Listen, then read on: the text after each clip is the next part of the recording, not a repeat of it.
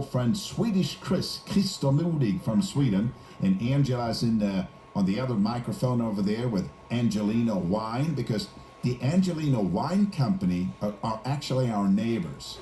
Could you ask for a better neighbor than Angelino Wine? And look, somebody's at the door. Somebody's at the door. Boris! Boris, get in here! He went for a glass of wine instead of... Come on, Come on in.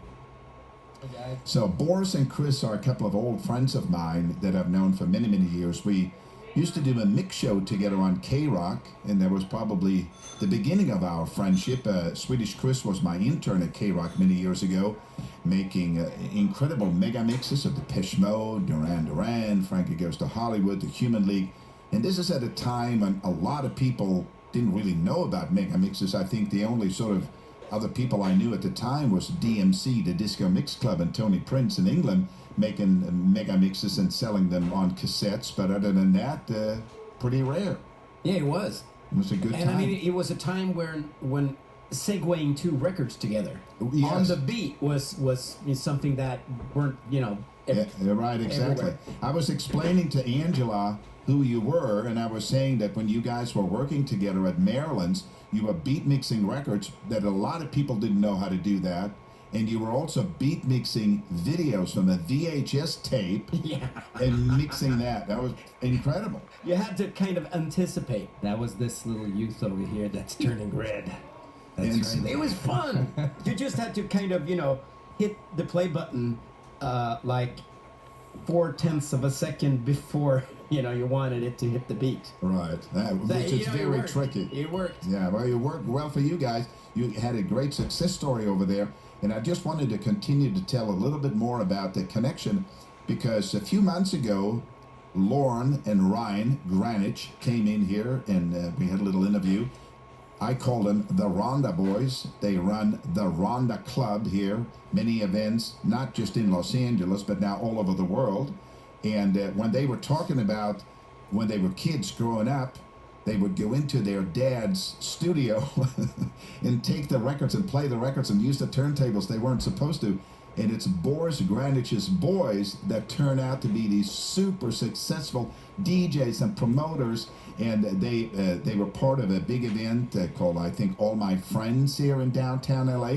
And then they did another event, which we promoted here on Groove Radio, where Carl Cox was headlining only 2 blocks away. Oh yes, wasn't invited to those because they really they wanted a younger demographic to attend.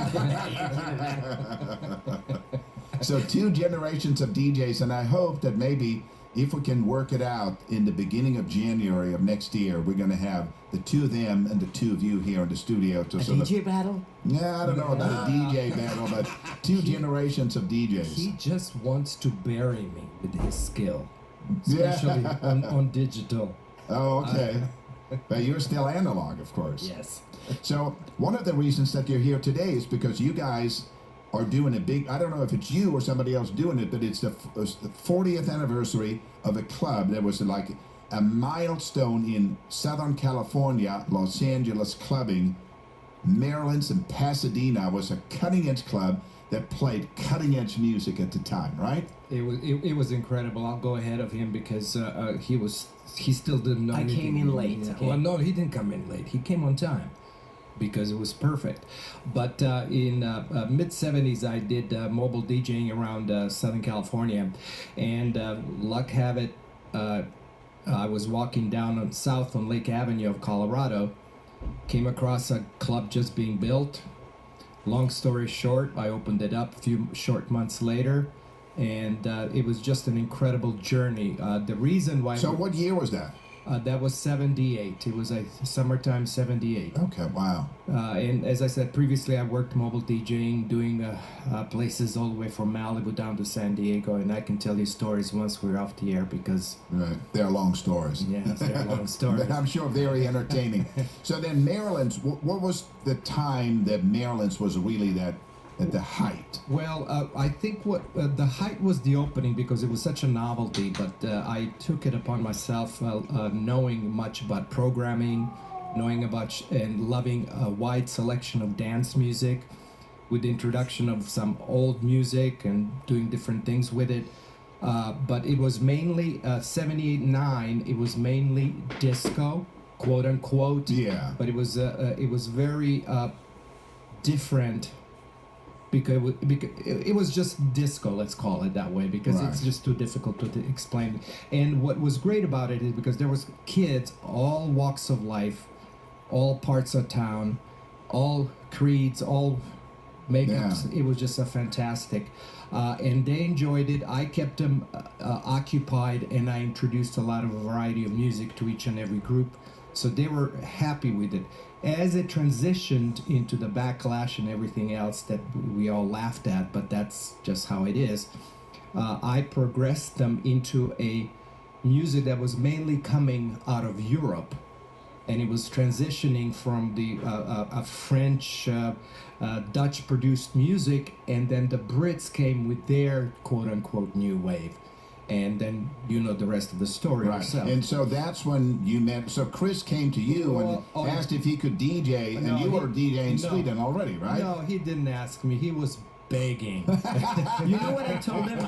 I told him, if you let me up in the DJ booth, I can put the records back in the sleeve for you. You know, that's He did. That's he how did. man. No, he was just so talented. I don't know. Have I ever told the story of him editing his music? So after a while, I listened to his cassette tape. They can look it up on Google what that is. But he goes, take a listen. And some months later, I actually listened to it. I was just floored. Right. And as he came around, and have you listened to it yet? I said, yeah. But I have a question. I mean, It took a couple of months. yeah. And I said, wouldn't listen to it. wait a second. No, he didn't listen. Didn't you do some editing? Do you have a reel-to-reel? He goes, yeah, I edited it, but I don't have a reel-to-reel. I said, what are you talking about? Yeah. He pulled the cassette Yeah. tape, 1/8 of an inch tape, and edited the tape. And I just said to myself, That was the difficult way. I also used the pause button. Yes. Yeah. Just to Yeah, try he- to stop yes. it on the beat and Yeah. then let it up right at the So right. again, there was. I mean, how could he do that? He must have practiced and practiced and practiced until he got it, and then Yeah, and very talented. And then some, and like persistent. a little while after that, I met Chris, I think just walking around in Pasadena, and you came into KROQ and introduced yourself as a young I sent cassette student. tapes to you too, Oh, okay. and you I didn't probably listen didn't to listen them. to You, them. you didn't. No. Until one day, my mom, I got home from high school, and my mom said, "There's this Swedish guy that speaks with a Swedish Southern accent, and here's his number. He called you." And I called back, and I go, "Yeah, he called me." And you go, "You know, on this cassette tape, there's a mega mix of Duran Duran. Where do you get that?" And I said, "I made it." That's when you said, "We gotta meet." Right. And that's when we met, and that Chris came into KROQ, and the rest is history. We aired all of your mega mixes. I still have them in my computer, thank goodness. We played them. Richard Blade became a big fan of yours. We played all the mega mixes. And then Swedish Chris and I put together a Thompson Twins mega mix. It's even out on iTunes. Right. You can buy it. It's called Out of the Gap, right? Right. And you did all of the mixing, and I did the editing on the reel-to-reel, and that's how it came together.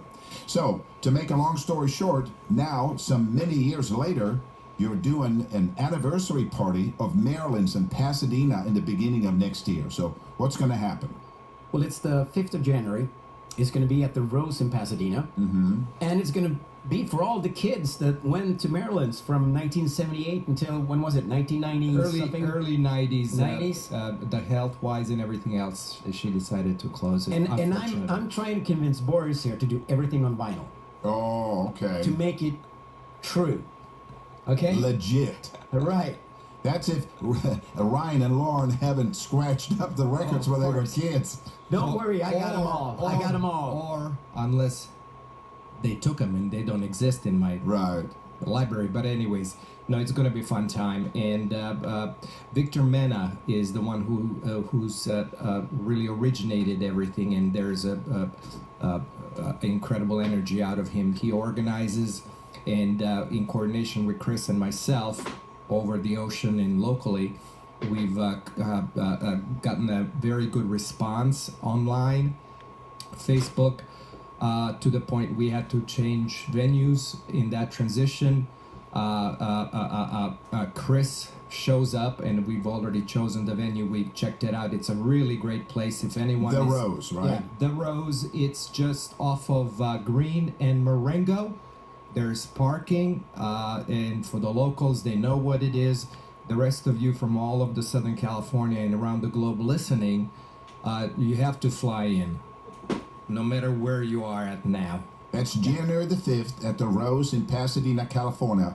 40th anniversary party celebrating Maryland's as it was back in the day. And there's a Facebook page. It's simply Marilyn's 40th reunion. Okay. So just, look for Marilyn's 40th reunion. You'll find it. But Egil, I have to thank you very much for your great attention, not only for myself and Christer, but for the young bloods too. For You gotta Ryan come. and You Lauren. gotta come too. Yeah. I'm You gonna have be to there. come. Yeah, You have for to sure. come. Yeah, I DJ'd at Maryland's. I did some gigs at Maryland's. Yeah, I got paid from Marilyn herself. Okay, I'm gonna post some pictures. Yeah, you'll be the one with the pictures. That's amazing. So, I'm sure you guys, maybe you more so than Chris, Boris, remember Rusty Egan? Oh, absolutely. So what can you tell us about Rusty? Come up to the mic. Well, I'm gonna stay away because I can't remember a lot, but I just know Rusty was an incredible person. That it was a blur to me, and even now, I mean. But he is a legend from the old school of DJing. Yes, and he was a legend to the point where we can't really talk that much about him because he was that different, that great, that innovative, that brave, and that crazy. Right. Come on, who is he? Well, he's a I missed this legend. He's completely. a legend in the DJ business, a legend in the disco era. Right, yeah. His name still, a lot of people are very impressed by him. And Paul Oakenfold Yep. turned me on to a song by an artist called Space. And we're going to be checking out a song called Magic Fly. And this is the now I know. Now I got. All right. Rusty Egan remix. So thank you so much for coming by. January the 5th, the Rose in Pasadena, 40th anniversary. Can I tell everyone on 10 Freeway I'm sorry if I was driving crazy? Yes, try to get down here on time. And also, before we close out the show tonight, I just came back from a quick trip to England. My daughter Jenna and her boyfriend Ben invited me to come and visit with them, and we went to his hometown of Chester in England, and we went to the Chester Cathedral, which is a church from 1,000 years ago. And Chester is a city, one of the oldest cities in England, built by the Romans. And there's a female choir group that helped raise funds for the kids, for poor kids in England. And they sing some amazing Christmas songs. So we're going to end the show with a Christmas song from the Chester Cathedral in a little bit. But right now, Space and Magic, Rusty Egan remix. Thanks, guys. And if not before, we'll see you on January the 5th in Pasadena. Thank you. Here you go.